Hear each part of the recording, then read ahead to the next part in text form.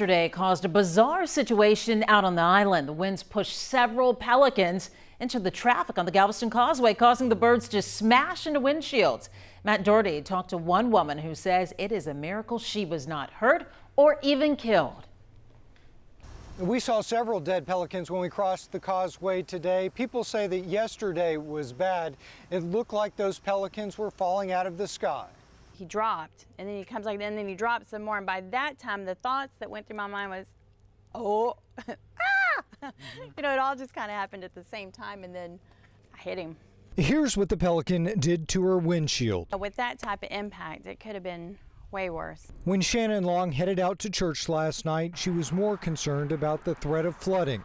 But then the sky cleared up, and although it was windy, she assumed the danger had passed. And sun was out, and so I thought, well, that's not really an issue any longer.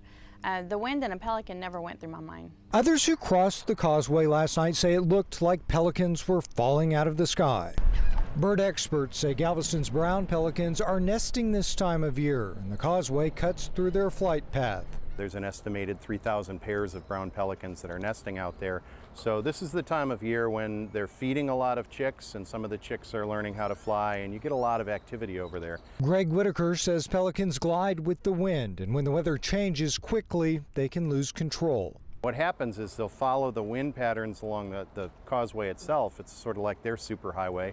They'll follow those wind patterns along, and sometimes, like an event yesterday where you get really strong gusty side winds, it puts them right in the path of the vehicles. He's fine. Shannon Long fixed her windshield this morning. Next time she crosses the causeway, she'll undoubtedly have both eyes wide open, watching for the birds. Those signs, they need to, instead of saying, you know, alert this or whatever else, I mean, when the winds are like that and it's crazy, they need to post up there. Hey, warning, possible pelicans dropping from the sky. Now, several years ago, brown pelicans were endangered, but as you can clearly see out here on Tiki Island, they are not anymore.